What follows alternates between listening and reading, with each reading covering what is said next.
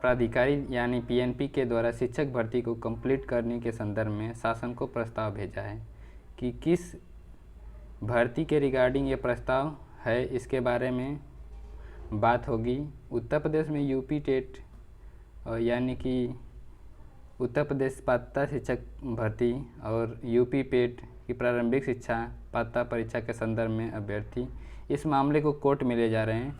यदि आप बी लेखपाल के भर्ती प्रक्रिया में सम्मिलित हैं, साथ ही प्राथमिक स्तर के शिक्षक भर्ती जो कि पिछले वर्ष 69,000 सहायक अध्यापकों की भर्ती थी, उसमें माननीय कोर्ट के फैसले के बाद कुछ नया मोड़ आया हुआ है जो कि नए शिक्षक भर्ती की राह मुश्किल कर रहा है। इसके अलावा बात करेंगे उत्तर प्रदेश में यूपीएसआई में एक नया विवाद जुड़ गया है। इसके अलावा डीएलएड के प्रथम सेमेस्टर की जो परीक्षा 9/5/2022 से प्रारंभ हो रही है, उसके संदर्भ में नया एडमिट कार्ड फिर से जारी किया गया है। इन सभी खबरों को डिटेल में देखेंगे, अंत तक जुड़े रहिएगा। नमस्कार दोस्तों, मेरा नाम है मुकेश और आप देख रहे हैं target with Mukesh YouTube channel. अगर आप इस चैनल पर पहली बार विजिट कर रहे हैं तो इसको सब्सक्राइब करते हुए बेल आइकन को प्रेस करना ना भूलें। स्क्रीन पर आप एक आर्टिकल देख पा रहे होंगे। अध्यापक के 1,894 पदों पर भर्ती प्रक्रिया तेज करने के लिए शासन को प्रस्ताव। जूनियर हाई स्कूल 1,894 शिक्षक भर्ती शीघ्र तेज होने जा रही है। इसके लिए प्रस्ताव सचिव परीक्षा नियामक प्राधिकारी कार्यालय के द्वारा शासन को भेजा गया है। इसमें 304 पद जूनियर हाई स्कूल के प्रधानाध्यापक के और शेष पद जूनियर हाई स्कूल में सहायक अध्यापक के हैं। इस भर्ती में पहले ही लिखित परीक्षा करा के रिजल्ट की घोषणा कर दी गई है, लेकिन यूपी टेट 2021 पेपर आउट के मामले में पूर्व सचिव जो थे, उनके गिरफ्तार होने के बाद से इस भर्ती की पूरी प्रक्रिया पर रोक लग गई थी और अब जो नए सचिव आए हैं उनके द्वारा अभी हाल ही में कोषागार को ओपन करके कुछ शिकायतें मिली थी, उस पर जांच कराई गई हैं और इसकी रिपोर्ट कर पहले शासन को भेजी गई थी। और अब एक नया प्रस्ताव इस भर्ती प्रक्रिया को तेज करने के संदर्भ में नए सचिव अनिल भूषण चतुर्वेदी जी के द्वारा शासन को भेजा गया ताकि भर्ती प्रक्रिया जल्द से कंप्लीट कराई जा सके।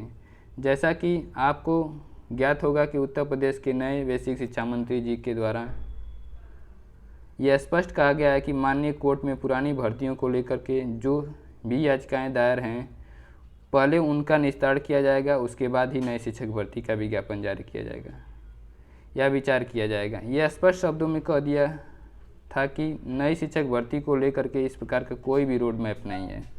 इसी के बीच माननीय कोर्ट के द्वारा एक अपडेट निकल कर आ रही है कि 69,000 सहायक अध्यापक के भर्ती के संबंध में, जैसा कि आपको ज्ञात होगा कि पुराने बेसिक शिक्षा मंत्री जी के द्वारा 6800 पदों पर के सापेक्ष चौथी लिस्ट जारी की गई थी।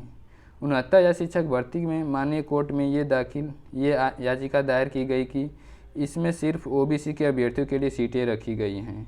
उनको अनरिजर्व कैटेगरी या फिर अन्य कैटेगरी के लिए क्षैतिज आरक्षण होते हैं, उनके लिए सीटें नहीं रखी गई हैं।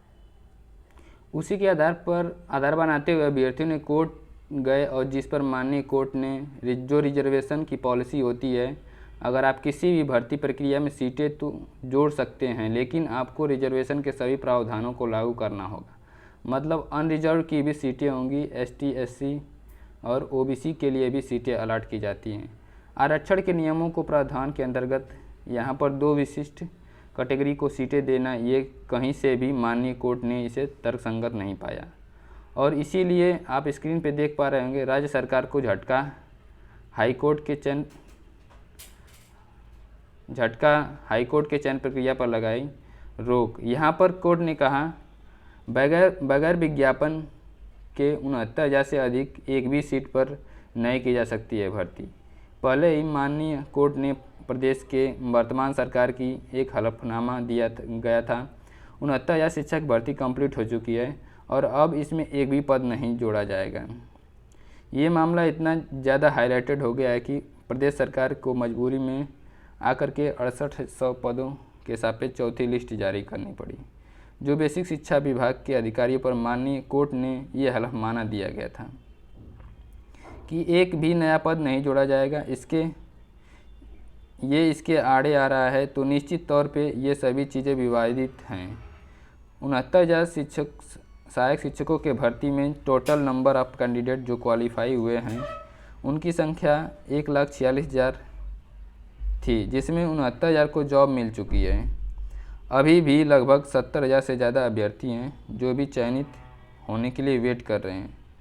अब उनके द्वारा ये मांग उठ रही है कि 6800 में जो चयनित हो चुके हैं, जो नहीं हुए हैं, एक दूसरे को कोर्ट में चैलेंज कर रहे हैं ताकि संपूर्ण समायोजन कर दिया जाए कि सभी अभ्यर्थियों को नियुक्ति पर दे दिया जाए। ये प्रैक्टिकली संभव नहीं है, क्योंकि जब बात आ रही है 6800 को जोड़ने के लिए, तब माननीय कोर्ट यहाँ पर स्पष्ट शब्दों में कह रहा है कि बिना पदों को विज्ञापित किए हुए एक भी नया पद नहीं जोड़ा जा सकता है। आपको याद होगा जब माननीय सुप्रीम कोर्ट ने वर्ष 2017 में सपा सरकार के द्वारा 1,46,000 पदों पर शिक्षा मित्रों का समायोजन किया जा रहा था, तो उसमें एक पॉइंट ये भी मेंशन किया गया कि बिना नए विज्ञापन के अभ्यर्थियों को मौका दिए बिना इन पदों को नहीं भरा जा सकता है शिक्षा मित्रों के द्वारा। और वही मामला फिर प्रकाश में आ रहा है। अगर संपूर्ण समायोजन की बात आती है तो माननीय कोर्ट में ये मामला जाएगा ही जाएगा। नए अभ्यर्थी हैं जो बीएड बीटीसी के कोर्स पूरा कर चुके हैं, उनके अधिकारों का हनन होगा। बिना विज्ञापित किए आप कोई भी भर्ती में इतनी ज़्यादा संख्या में अभ्यर्थियों को ऐड नहीं कर सकते हैं, वो भी उस कंडीशन में जब गलती अधिकारियों की थी। गलत तरीके से आरक्षण आवंटित किया गया, जिसके वजह से ये पूरा मामला विवादित हो चुका है। उत्तर प्रदेश के बीएड बीटीसी पूरा कर चुके अभ्यर्थियों के द्वारा नई प्राथमिक स्तर की शिक्षक भर्ती का विज्ञापन जल्द जारी किया जाए के संदर्भ में यहाँ पर विज्ञापन जारी करने के लिए अनुरोध किया गया है, और जल्द ही इस पर कार्यवाही नहीं की गई तो व्यापक आंदोलन के लिए भी कहा गया है। आप स्क्रीन पर आर्टिकल देख पा रहे होंगे। प्राथमिक शिक्षकों के 2 लाख से ज़्यादा खाली पदों पर भरने की मांग चेतावनी दी गई है कि विज्ञापन जल्द नहीं हुआ तो व्यापक आंदोलन किया जाएगा। अभ्यर्थियों के द्वारा माननीय मुख्यमंत्री जी को एक ज्ञापन भेज करके अपने मांग पत्र को सरकार तक पहुंचाया गया कि उत्तर प्रदेश में 2 लाख से ज़्यादा पद खाली हैं। जैसा कि कल के वीडियो में आप सभी को बताया था कि बिहार राज्य में सरकार से अभ्यर्थियों ने एक आरटीआई के तहत सूचना मांगा था। प्राथमिक माध्यमिक और उच्च शिक्षा विभाग में शिक्षकों के कुल कितने पद रिक्त हैं। बिहार राज्य में से जो आंकड़े आए थे वो चौंकाने वाले थे, क्योंकि वहाँ पर 2 लाख से ज़्यादा प्राथमिक स्तर के शिक्षकों के पद खाली थे। इसके अलावा बात करेंगे अगर उत्तर प्रदेश और बिहार राज्य की, तो यहाँ पर बेसिक शिक्षा विभाग में हालात लगभग एक समान है। इस वजह से अभ्यर्थियों को ये अनुमान है कि 2 लाख से ज़्यादा उत्तर प्रदेश में भी परिषदीय प्राथमिक विद्यालयों में भी पद खाली होंगे, क्योंकि अभी हाल ही में जो डेटा जारी किया गया है जिसमें करोड़ों की संख्या में नए एडमिशन हुए हैं परिषदीय प्राथमिक और उच्च प्राथमिक विद्यालयों में, और लगातार प्रत्येक वर्ष यहाँ पर टीचर की रिटायरमेंट हो रही है। इसी वजह से अभ्यर्थियों ने 2 लाख पदों पर नई भर्ती की मांग की है। बढ़ते हैं अगली खबर की तरफ। जैसा कि आपको ज्ञात होगा,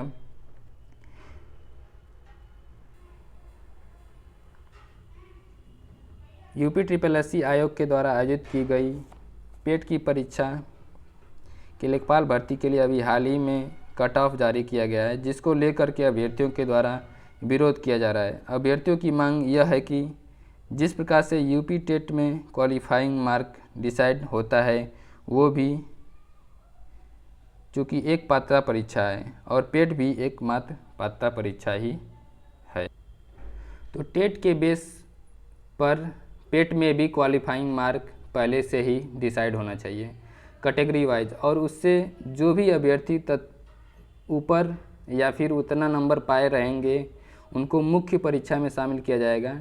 यहाँ पर आप देख सकते हैं टेट की तरह सभी वैकेंसी के लिए हो निर्धारण मांग नहीं पूरी होने पे जाएंगे कोर्ट, तो अभ्यर्थी इस मामले को कोर्ट में भी चुनौती देने पर विचार कर रहे हैं।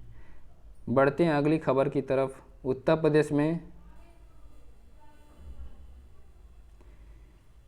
यूपीएसआई 2021 की वैकेंसी रनिंग में है और इसकी प्रक्रिया तेज़ी से आगे बढ़ रही है। इसी को लेकर के अभ्यर्थियों को भाजपा सरकार के दफ्तर के बाहर प्रदर्शन किया गया। अभ्यर्थी भर्ती पर लगा रहे थे धांधली का आरोप। एसआई भर्ती प्रक्रिया को रोकने की मांग की गई। 21 अप्रैल से अभ्यर्थी इको गार्डन में भी धरना प्रदर्शन कर रहे हैं। लगातार सोशल मीडिया पर ऐसे वीडियो वायरल हो रहे थे जिसमें गलत तरीके से यूपीएसआई की परीक्षा में अनुचित साधनों का प्रयोग करके अभ्यर्थी की मदद की जाने संबंधित वीडियो वायरल हो रहे थे। इसी के संदर्भ में प्रदेश सरकार के द्वारा एक बड़ी कार्रवाई की जा रही है। आप स्क्रीन पर देख पा रहे होंगे। दस्तावेज की जांच में ये खुलासा हुआ है कि केंद्र संचालक को 7 लाख रुपए दे करके दूसरे को बैठाया गया था। सालवर बिठाकर दरोगा परीक्षा पास करने वाले 6 गिरोह को गिरफ्तार किया गया। यहाँ पर आप देख पा रहे होंगे सभी अभ्यर्थियों को कि गलत तरीके से अनुचित साधनों का प्रयोग करके यूपीएसआई की परीक्षा पास किए हुए थे। चलिए बढ़ते हैं अगली खबर की ओर। जैसा कि आपको ज्ञात होगा कि डीएलएड प्रथम सेमेस्टर की परीक्षाएं दिनांक 9/5/2022 से यानी आज से प्रारंभ हो रही हैं और प्रथम सेमेस्टर के लिए एडमिट कार्ड जारी कर दिए गए थे। लेकिन बात करें अगर बस्ती ज़िले की तो यहाँ पर एडमिट कार्ड को लेकर के कुछ समस्याएं हो गई थी, जिसके बाद बस्ती ज़िले के डाइट प्राचार्य द्वारा सभी निजी डीएलएड संस्थान संत कबीर नगर को एक पत्र जारी किया गया। स्क्रीन पे आप देख पा रहे होंगे डीएलएड प्रशिक्षण बैच 2021 प्रथम सेमेस्टर प्रवेश पत्र पुनः डाउनलोड करने के संबंध में यहाँ पर भी जानकारी दी गई है कि कुछ समस्याएं हो गई थी, जिसके बाद से सबको निर्देशित किया गया कि एडमिट कार्ड फिर से डाउनलोड करें और डाइट पे आकर के अपना साइन कराएं और उसके बाद बच्चों को डिस्ट्रीब्यूट करें। संडे को भी डाइट को खोलना पड़ा इस समस्या को देखते हुए, और लोग जो निजी संस्थान के प्राचार्य थे वो लोग प्रवेश पत्र डाउनलोड करके साइन कराए और बच्चों को डिस्ट्रीब्यूट किए। इस वीडियो को देखने के लिए बहुत बहुत धन्यवाद। और आप सभी जो लोग डीएलएड की एग्ज़ाम देने जा रहे हैं उनके लिए ढेर सारी शुभकामनाएं और आपका दिन शुभ हो।